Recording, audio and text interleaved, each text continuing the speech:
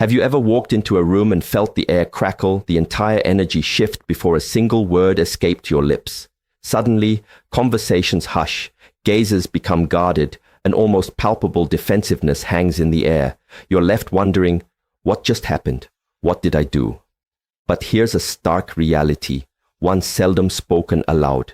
When your personal energy is genuinely potent, it doesn't just influence, it can profoundly unsettle those around you. It can, quite frankly, disturb the hell out of them. This isn't because you're radiating negativity or doing anything inherently wrong. Paradoxically, it's often because your very presence, your authentic essence, acts like an unwelcome spotlight on everything they've desperately tried to conceal from themselves, the hidden corners of their own being they'd rather not acknowledge. The brilliant thinker Heng illuminated this phenomenon, speaking often about the shadow, those disowned parts of ourselves, the insecurities, fears, and unexpressed desires we bury so deep we almost convince ourselves they don't exist. But your energy, vibrant and clear, acts as an unconscious alarm, waking up these dormant shadows in others. This is the hidden reason they might suddenly act strangely around you, the awkward silences, the defensive postures, the passive-aggressive remarks, or those brittle fake smiles barely concealing a deep-seated tension. Understand this with absolute clarity. Their reaction is rarely, if ever, about you personally. It's a visceral response to what your presence inadvertently triggers within them. If you've ever been labeled too intense, too much, or felt a strange gnawing guilt simply for existing, then lean in, because until you grasp how to manage and shield this powerful energy, you'll unconsciously shrink yourself to make others comfortable. A slow, quiet drain on your very life force. I'm not just going to explain why this happens. I'm going to unveil precisely how to safeguard your energy, erect invisible yet impenetrable boundaries that genuinely work, and finally cease absorbing the chaos of others. By the time we're through, you'll understand not only why people react to you the way they do, but more crucially, how to stop diminishing your brilliance to soothe their insecurities. Now, before we delve deeper into these intriguing dynamics, let's clarify one absolutely critical point. What in the world do we actually mean by energy? Because if we don't establish a grounded understanding right now, this entire conversation risks being dismissed as mere woo-woo fluff, some kind of esoteric nonsense. And let me assure you, this is far from it. We're venturing into the realms of profound psychology and even fundamental physics. This is real. When I speak of energy, I'm not referring to crystals, incense, or moonlit chants, though those can be beautiful practices for some. Instead, I'm talking about the undeniable field you carry with you, what the insightful Heng Yi might describe in terms of vital force or internal cultivation. This isn't some vague aura, it's the tangible manifestation of your thoughts, your emotions, your unconscious drives, all coalescing into a distinct charge. And this charge, this personal atmosphere, isn't neatly confined within your physical body. It leaks, it expands, it broadcasts itself into the world around you. Heng Yi often speaks to how every individual navigates the world with an energetic presence, constantly interacting with the fields of others. So, when you're conversing with someone, you're not merely engaging with their spoken words. You're interfacing with their unconscious mind, their childhood wounds, their hidden fears, the entirety of their inner landscape. This is precisely why some individuals exude an instant magnetism, drawing you in with an unspoken warmth, while others just feel inexplicably off, creating a subtle sense of unease. Now let's fast forward to the insights of modern science. What does quantum physics reveal? It echoes this sentiment with resounding clarity. Everything, at its most fundamental level, is energy. Matter, the very stuff of our physical world, is condensed energy. Thoughts, those seemingly intangible processes in our minds, generate energetic frequencies. Emotions, too, are powerful forms of energy. Your body is literally a symphony of vibrating atoms in perpetual motion. And much like one tuning fork can cause another nearby to resonate at the same frequency, your internal state, your vibration, palpably affects the people around you, often without a single word being exchanged. Think about it. Have you ever walked into a room where two people just had a silent, intense argument? They're not yelling anymore, perhaps not even looking at each other, but you feel it, don't you? That palpable tension, like static electricity in the air. That's not your imagination. It's energy residue. Your nervous system, a highly sophisticated receiver, detects that dissonance without anyone needing to spell it out. Conversely, have you ever met someone whose mere presence instantly made you feel calm, as if your whole body just let out a sigh of relief you didn't even know it was holding? That too is energy.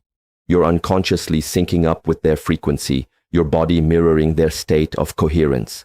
Look into neuroscience and you'll find concepts like mirror neurons, the biological basis of empathy, proving that we are fundamentally wired to feel and respond to the states of others, often bypassing conscious thought. So, when I say your energy disturbs people, I'm not being poetic. I'm stating that the unique frequency you carry, shaped by your unresolved traumas, your inner confidence, your self-awareness, all of it, is tangibly felt by others, whether they're consciously aware of it or not.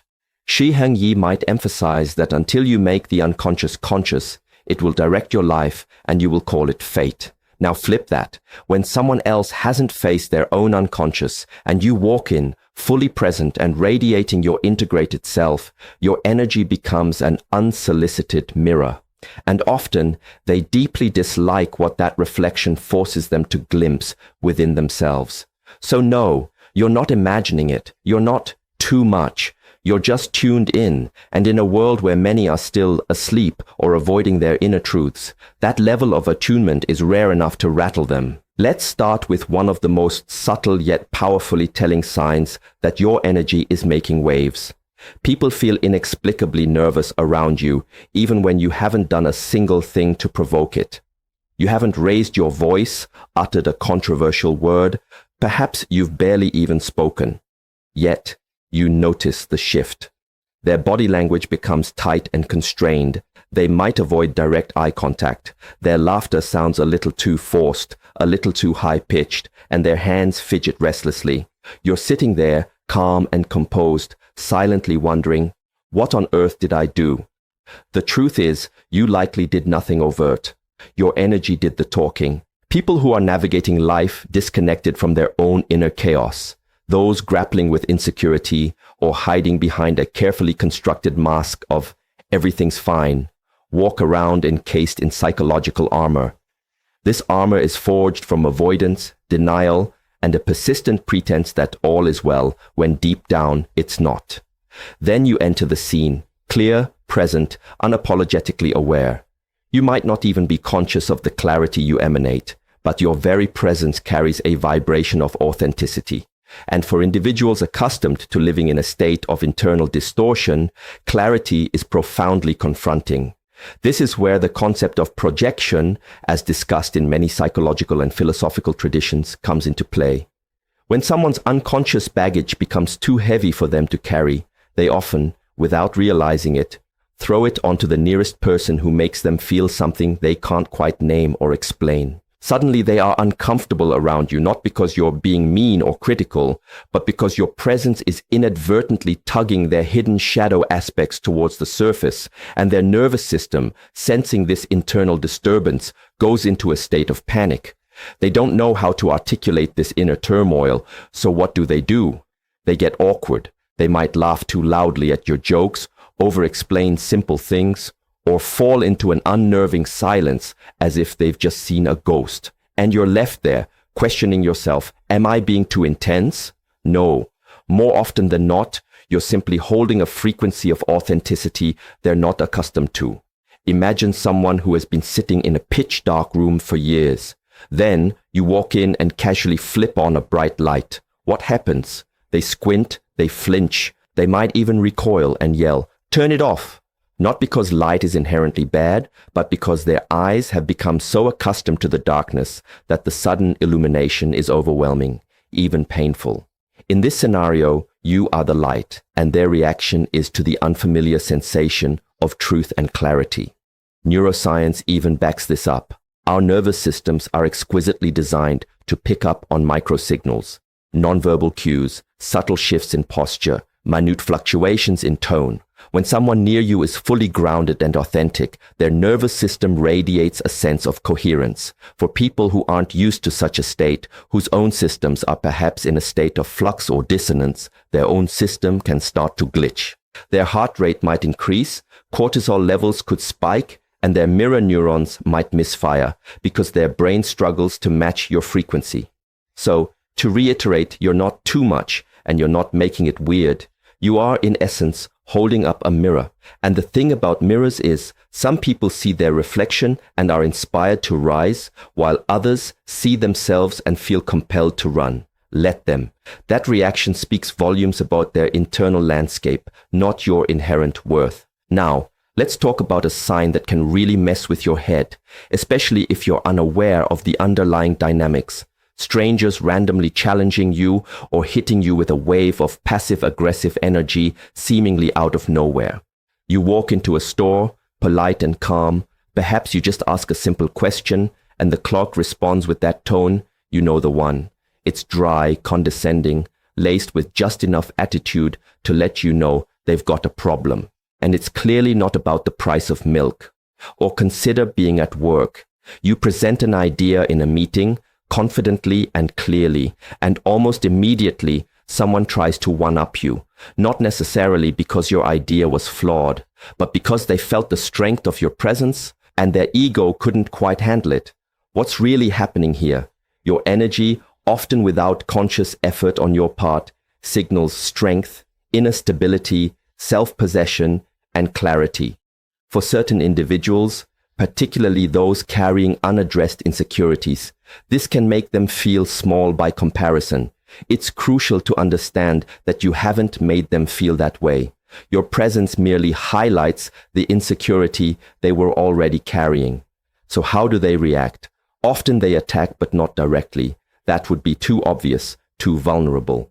Instead, they resort to passive aggression, snide comments, sarcastic jabs, subtle attempts to undermine your tone or question your intent. It ceases to be a conversation and becomes a subtle power game. Why? Because when someone's identity is heavily invested in maintaining an image of control, seeking approval, or appearing superior, and you walk in with nothing to prove, simply being yourself, they feel the imbalance. They feel exposed. Their ego, sensing a perceived threat, shifts into defense mode.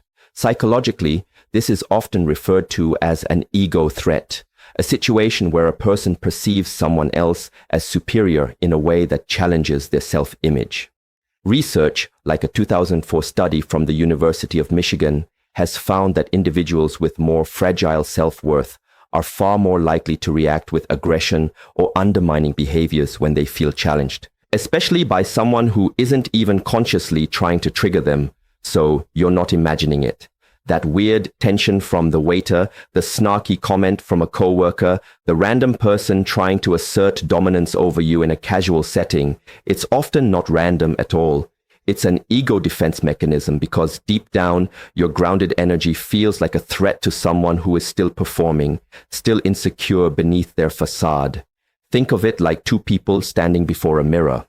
One has spent years meticulously building themselves up externally, focusing on looks, titles, followers, reputation, but internally they remain unsure, still seeking external validation. The other person, you, shows up with quiet confidence and presence, not chasing approval because you have a solid sense of who you are. When both stand before that mirror, who do you think is going to feel more exposed, more vulnerable? That's why they might come for you, not because you're arrogant, but because your authentic existence challenges their carefully constructed illusion of control. And when someone hasn't cultivated genuine self-worth, their default response can be to try and pull you down to a level where they feel safe and less threatened again.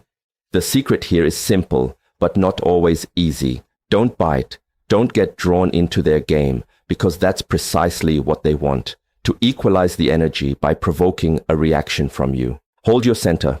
Keep your energy clean. Their challenge isn't an invitation to engage, it's a test of your own stability. And often, the most powerful response is no response at all, or a calm, detached observation. You didn't come to play power games. You came to live in your truth. Let their ego wrestle with itself. You just keep rising. This leads us to another fascinating phenomenon. People are either intensely magnetized to you or strongly repelled. There's rarely an in-between, a lukewarm indifference. You've probably sensed this your entire life, but perhaps couldn't quite articulate why. People either feel an almost insane, inexplicable draw towards you, or they can't seem to stand being in your vicinity. They either open up to you within minutes, sharing their deepest secrets as if you're their long-lost soul guide, or they actively avoid you, criticize you subtly or overtly, or even ghost you with surprising speed. Does this sound familiar? Here's the underlying reason. Your energy doesn't just passively sit in the background like wallpaper, it actively demands alignment. People feel it on a profound level, even if they can't consciously articulate what it is. And here's the kicker. Your energy unconsciously forces people to make a choice. It's as if your mere presence flips an internal switch within them, prompting the silent question, am I willing to face myself right now? If their answer, even on a subconscious level, is yes, they lean in, often with remarkable speed. They open up, they trust you, they feel an inexplicable sense of safety with you. This isn't because you're being overly nice or performative. It's because your authentic frequency resonates like home to the part of them that has been starved of genuine connection and truth. However, if their internal answer is no, they bail. They might become judgmental, unusually quiet, or emotionally cold because something about your clarity makes them feel uncomfortably seen, and that sensation terrifies the parts of them that prefer to remain hidden. The psychological mechanism at play here is emotional resonance. We are naturally wired to sync with the emotional frequencies of those around us. Those mirror neurons are at work again. But when someone is carrying unresolved trauma, living a life that feels inauthentic or clinging to a false persona, and you show up aligned, integrated, and fully present, their system often can't sync with yours smoothly. There's a clash, a dissonance. It's not that they hate you, rather they hate how they feel around you because your energy inadvertently highlights the internal inconsistencies they're desperately trying to ignore or suppress. Think of it like tuning forks. When two forks are tuned to the same key, striking one will cause the other to vibrate in harmony. That's connection. But if one fork is significantly out of tune, it will either vibrate chaotically in response or not at all, creating a sense of discord. That's energetic repulsion. It's rarely personal. It's about resonance. So when people are drawn to you with an almost magnetic pull, trusting you with their stories as if they've known you forever, trust that they are responding to your frequency with the most truthful part of themselves. And conversely, when people reject you, distance themselves, or act strangely without any discernible cause, try not to internalize it as a reflection of your worth. They're not rejecting you as a person. They're often rejecting the part of themselves that your energy is attempting to awaken.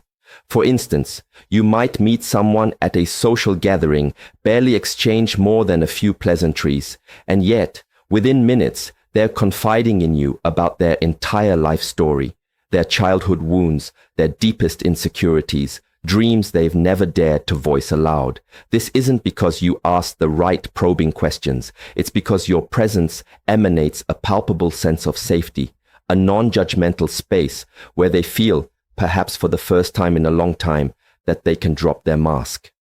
Contrast this with someone who gives you sideways glances, avoids small talk, or abruptly stops texting you after one conversation that veered into deeper territory. That's often a nervous system signaling, this level of clarity is too much for me right now, I'm not ready. The bottom line is this: you are not meant to be universally digestible or palatable to everyone. You are not here to make people comfortable at the expense of your own authenticity. You are here to be real. And that kind of potent, real energy naturally polarizes people, and that's okay. It's a sorting mechanism. So stop contorting yourself to be universally likable. Instead, focus on being unapologetically authentic. The people who are ready for your truth, who resonate with your frequency, will come closer. The rest, let them walk. That isn't rejection, it's alignment. Then there's the intriguing dual attraction. Empaths and, unfortunately, energy vampires are often drawn to your powerful field. This is one of the trickiest aspects to navigate. You might constantly find yourself attracting two distinct kinds of people, either the deeply sensitive, intuitive empaths who feel an immediate sense of safety and kinship with you, or the emotional leeches, those individuals who seem to drain you dry without even noticing the impact they're having. Does this ring true? Perhaps you've wondered, why do people always seem to open up to me with such intensity? Or, why do I feel so utterly exhausted after spending time with certain people, even if we didn't discuss anything particularly heavy? Let me break it down. When your energy is strong, grounded, and clear, it becomes like a well-charged battery. And guess what batteries attract? Things that need power. The first type, the true empaths, are generally not the problem. They are drawn to your clarity, your stillness, the coherence of your energy. Your frequency offers their often overstimulated nervous system a respite. It feels good and restorative to be around you because they don't have to perform or guard themselves. They can simply be. However, the second type, the energy vampires, is where the danger lies. These are often individuals who haven't learned how to regulate their own emotions. People who haven't done the necessary inner work, but instinctively crave the relief and stability your energy provides. They can mistake your presence for their peace, and when they find you, they may cling on tightly, not necessarily because they respect or value your energy, but because they want to feed off it to soothe their own internal disquiet. This isn't just spiritual dramatics, it's rooted in psychological mechanics.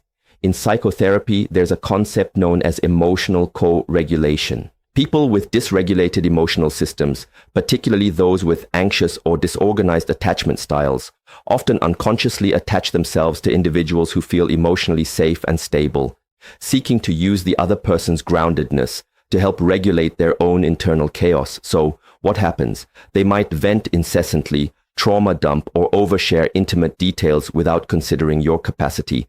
They lean on you as if you're their therapist, healer, and savior all rolled into one, often without ever asking if you're willing or able to take on that role. And if you're not consciously aware of this dynamic, you absorb it. You carry their burdens. You walk away from interactions feeling heavy, foggy, utterly drained, as if you've just run an emotional marathon. A simple metaphor: your energy is like a pristine, clear lake. Empaths might come to sit by its shores, feel its peace, appreciate its beauty, and perhaps leave a flower of gratitude behind. Energy vampires, on the other hand, show up with buckets, dump their toxic waste into your clear waters, take what they need of your clean water, and then walk away without a word of thanks, leaving you to deal with the contamination.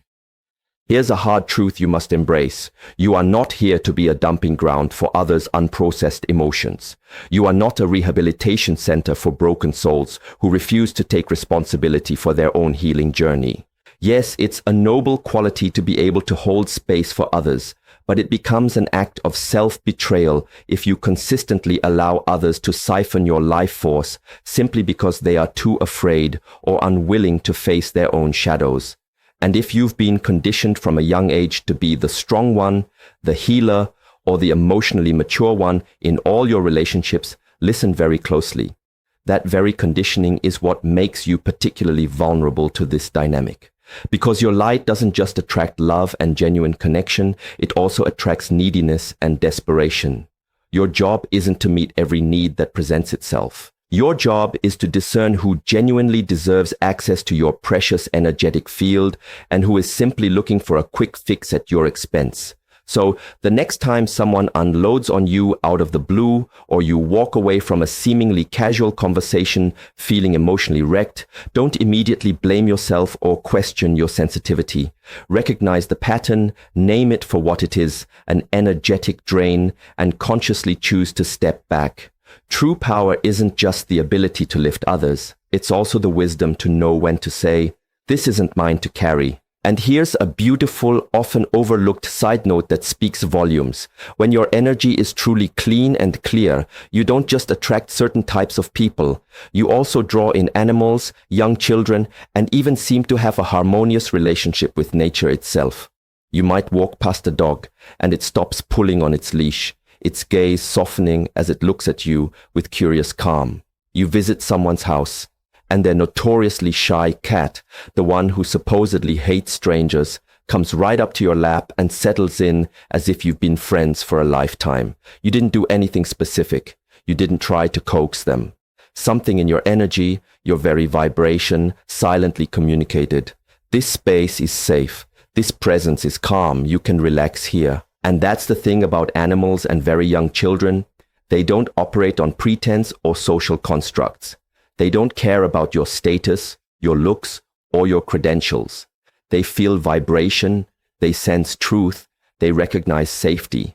Even plants can seem to thrive in your home if your energy is consistently harmonious. They respond to frequency, to presence. You might not even consider yourself to have a green thumb, but somehow your living space becomes a vibrant jungle. This isn't random, it's resonance. There was a famous, albeit controversial experiment conducted by Cleve Baxter, a polygraph expert, where he connected plants to lie detectors and reported finding that they responded to human emotion, fear, joy, even unspoken intent. Whether or not you subscribe to every detail of that study, the underlying principle holds a certain intuitive truth. Life recognizes and responds to life. And when your energy is clean, when you're not broadcasting internal tension, resentment, or chaotic noise, life in its purest forms tends to lean towards you. So if you've ever wondered why animals and babies seem to just love you, or why you feel more profoundly at peace in nature than you often do around people, it's because nature, instinct, and innocence all recognize and resonate with truth. And truth, in its most unadulterated form, is what you radiate when your energy field is balanced and clear. This brings us to a crucial sign. You find you simply cannot stand inauthenticity, and reciprocally, inauthenticity can't stand you. If you've ever felt physically uncomfortable in environments saturated with fakeness, if superficial small talk feels like a unique form of torture, if you can sense with an almost visceral certainty when someone is being polite but not genuine, that's not you being overly picky or judgmental. That's your finely tuned energy system being intolerant to dissonance. And here's the fascinating twist. This intolerance works both ways.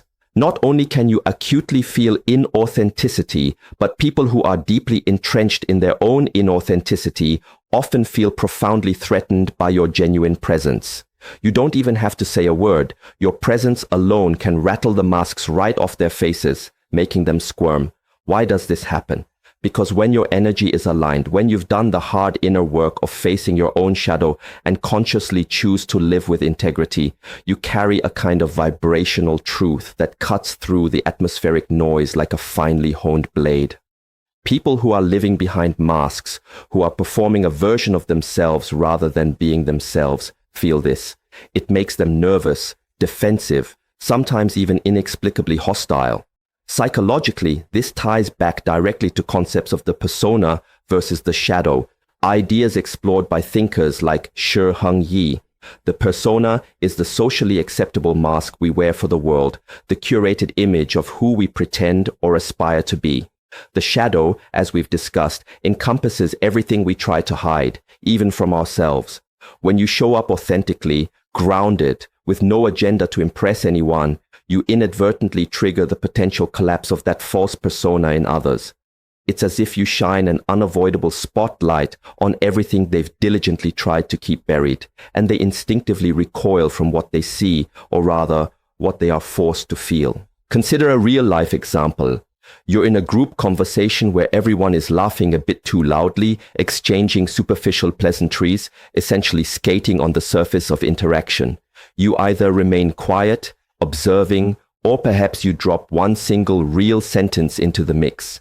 Nothing dramatic or confrontational, just a simple, unvarnished truth. Suddenly, the energy in the group shifts.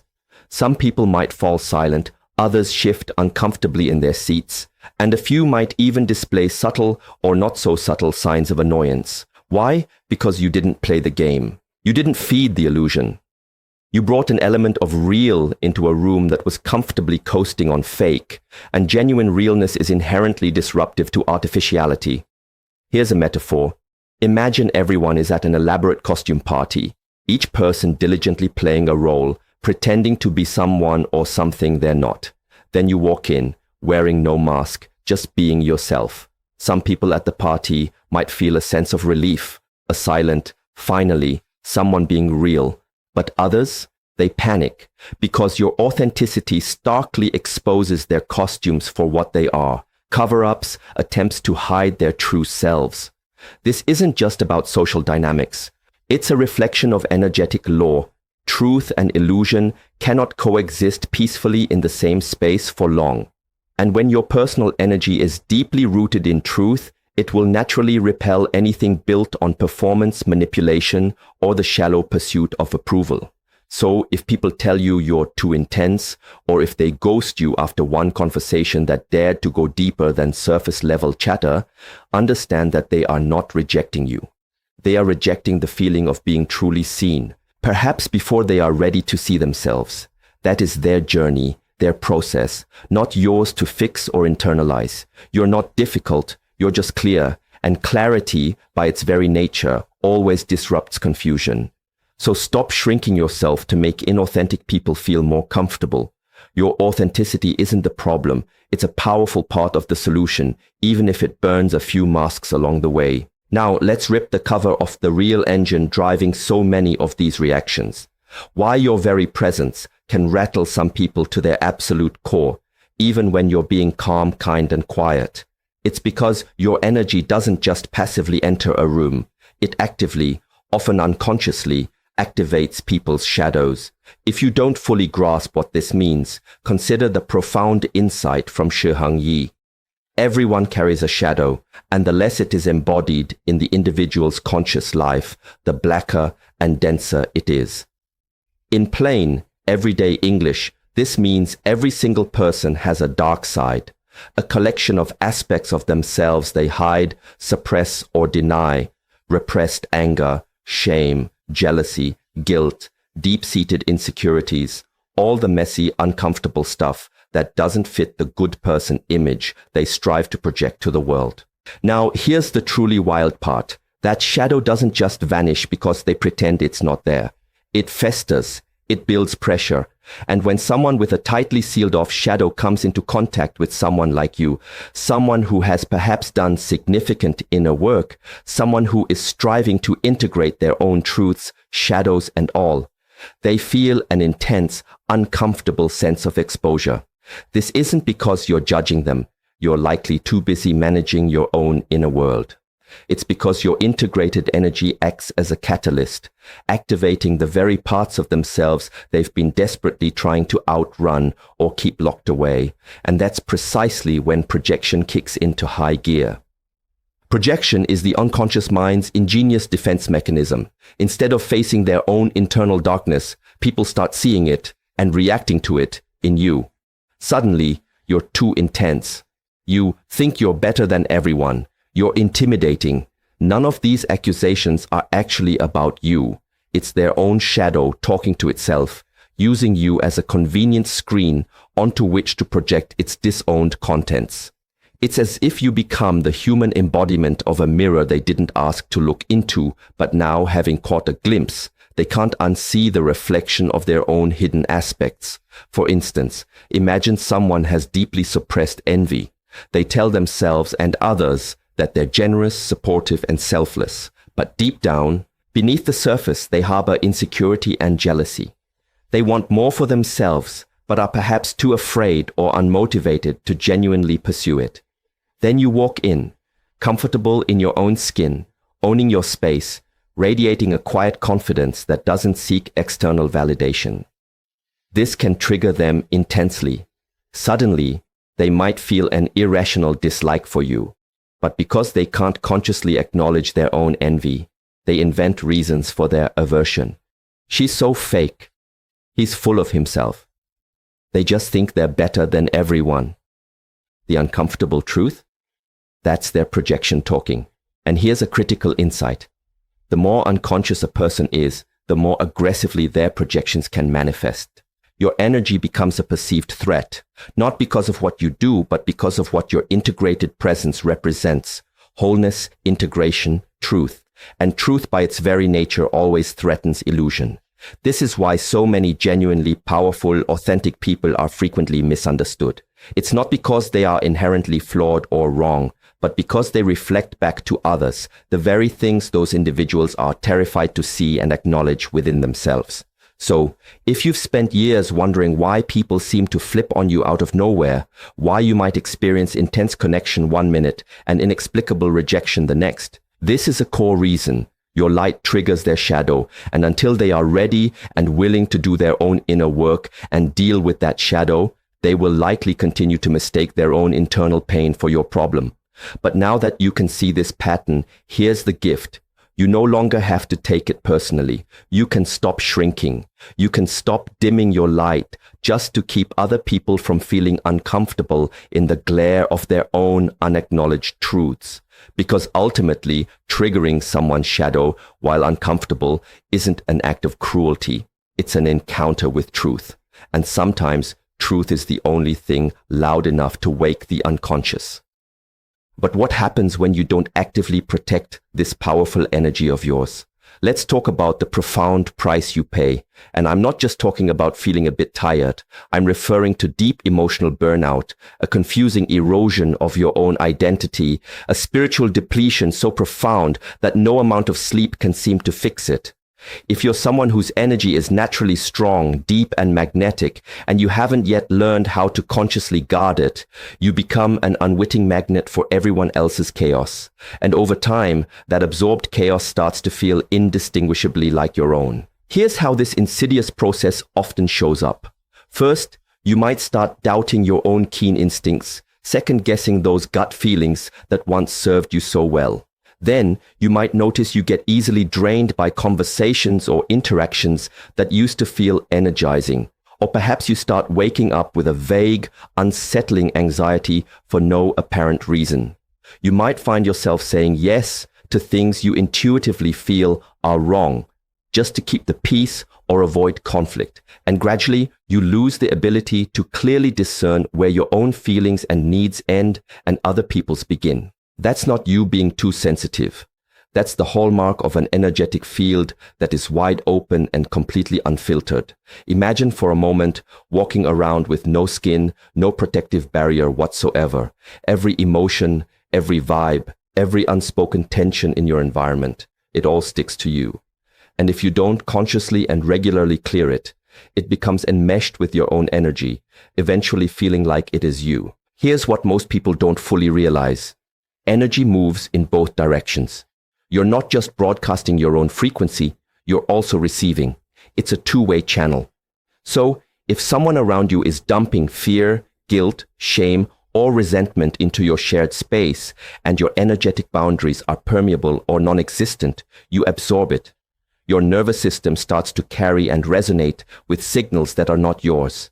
This is why so many strong, intuitive individuals go through debilitating cycles of burnout, depression, and even identity crises, because they've spent years unconsciously playing the role of an emotional sponge, mistakenly believing they're helping or being good, when what they're really doing is engaging in a slow, painful form of self-sacrifice.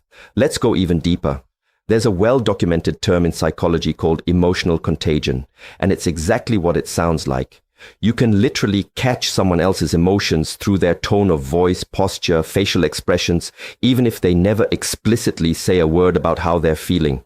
Now multiply that effect by 10 if you're an energetically open and sensitive person. You don't just feel someone's mood, you can internalize it. And if you don't establish and maintain clear boundaries, you can start making decisions that aren't even truly yours, chasing goals that don't genuinely light you up from within, carrying guilt that doesn't belong to you. You risk losing the clear signal of your own soul because it becomes buried under the accumulated noise of everyone else's unresolved stuff. Let me be unequivocally clear. You cannot fully step into and fulfill your unique purpose if your energetic system is constantly clogged with other people's energy. Your power, your innate brilliance, needs protection. Not impenetrable walls that lead to isolation, not a cold detachment, but conscious, intentional boundaries. You need to create the space and cultivate the habit of regularly checking in with yourself and asking, is this feeling, this thought, this urge truly mine? Or did I pick this up from someone else? And if the answer is not mine, you must learn to let it go without explanation, without guilt. Because if you don't actively protect your energy, the world will use it, and it certainly won't ask for your permission first. From this moment forward, begin to treat your energy not as an unlimited public resource, but as sacred. And trust that the people who genuinely deserve access to it, those who will honor and respect it, will intuitively know how to do so. So how do you set these crucial energetic boundaries without becoming cold, distant, or unapproachable?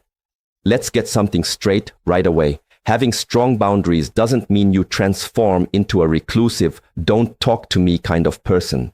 It simply means you finally make the conscious decision to stop bleeding your precious life force for people who wouldn't offer you a bandage in return. And if your energy is indeed strong, if you're often the one people naturally turn to for advice, clarity, or comfort, then you need these boundaries like you need oxygen. Not just emotional boundaries, but specifically energetic ones. Because without them, you are constantly, unconsciously leaking power. But here's the empowering news. You don't need to yell, you don't need to justify your needs extensively, and you certainly don't need to offer lengthy explanations for protecting your space. You just need to get crystal clear within yourself. Let me break it down. An energetic boundary is essentially an invisible contract you make with yourself and the universe. It clearly states, here's what I allow into my personal space, and here's what I do not. And it all begins with one simple but profound shift in perspective. You stop trying to manage how others feel and instead start diligently managing how you respond to them and their energy. You're not being cold. You're just no longer making yourself emotionally available to everyone all the time for any reason. And that, my friend, is a hallmark of true power. Now, let's talk about how to put this into practice effectively. Step 1, ground yourself before every significant interaction. This doesn't require a 30-minute meditation session, though that can be beneficial too. It can take as little as 10 seconds. Before you walk into a potentially challenging room, answer a difficult phone call, or engage in a conversation you anticipate might be draining, take a moment. Mentally affirm, I am grounded. I choose what enters my field. I do not absorb what is not mine. This simple act primes your nervous system to observe rather than automatically absorb. Step 2, visualize a filter, not an impenetrable wall. Walls block all connection, good and bad. Filters, on the other hand, protect while still allowing positive exchange. Imagine a thin, shimmering layer of light, perhaps like a fine golden mesh, all around you. This filter allows love, truth, and clarity to pass through easily, while it effectively blocks or deflects guilt, manipulation, projected negativity, and general chaos. Step 3. Master the art of saying no with zero added explanation. Every time you over-explain a boundary, you subconsciously apologize for having it, which weakens its power. Practice concise and clear refusals. No, that doesn't work for me. I won't be available for that. I'm not the right person for this particular conversation. Period. No guilt, no lengthy justifications. Step 4. Become highly discerning about who you grant deep emotional access to. Not everyone deserves a backstage pass to your soul. Just because someone is hurting doesn't automatically make it your job to fix them. Just because they crave your energy doesn't mean they've earned the right to it. Ask yourself this question often, especially after interactions. Does this person, this situation, restore me or drain me? That question alone, answered honestly, can radically change your life and your relationships. And here's the crucial mindset shift that seals it all. Boundaries aren't primarily about pushing people away. They are about consciously holding your own energy at such a high, clear vibration that only those who are ready and willing to meet you at that resonant level can comfortably stay. It's not rejection, it's selection. You are curating your life, your experiences, your energetic environment. Not everyone makes the guest list, and that's perfectly okay. For example, you're on a call and a friend starts dumping the same old negativity, reciting the same drama you've heard 100 times before. In the past, you might have sat there, passively absorbing it, nodding politely, feeling your own energy plummet. Now, with your newfound awareness, you gently but firmly stop them. Calmly, clearly, and with love, you might say, "Hey, I care about you, but this particular topic isn't something I can hold space for today." That's a boundary. Simple, direct, and ultimately loving, both to yourself and in a way to them, as it discourages unhealthy patterns. And guess what? The right people, the ones who genuinely respect you, will respect your boundary. The wrong ones, those who are more invested in what they can get from you, will likely try to guilt trip you or push back. Their reaction will tell you everything you need to know because your boundary will expose their relationship with control. Real healthy connections adjust, unhealthy user mentality connections resist. So here's the rule to live by. Protect your peace as if it's your paycheck. Because truthfully, in terms of your overall well-being and ability to function, it absolutely is. To maintain this clarity, you need a daily energetic cleanse. And let's get something straight. You don't need to move to a remote mountaintop, wear only white linen, or burn sage like it's your primary religion just to keep your energy clear. Though, again, if those things resonate, embrace them. Real effective energy hygiene isn't about elaborate rituals. It's about simple consistency. And if your energy is naturally strong and sensitive, you need a daily reset the same way your phone needs to recharge overnight. Because if you don't consciously clear your field, you risk waking up and operating on other people's leftover programming and emotional residue. Let me show you a few fast and simple ways to cleanse your energy field. Step 1. Breathe like you're flushing a system. Before you even touch your phone in the morning or after any particularly intense interaction during the day, stop. Close your eyes. Take a slow, deep breath in through your nose for a count of 4. Hold it gently for a count of 4. And then exhale slowly and completely through your mouth for a count of 6. Now, here's the key. As you exhale, mentally or softly say, "I release anything that isn't mine." You would be genuinely shocked at how much energetic baggage you might have unconsciously picked up throughout your day that was never yours to carry in the first place.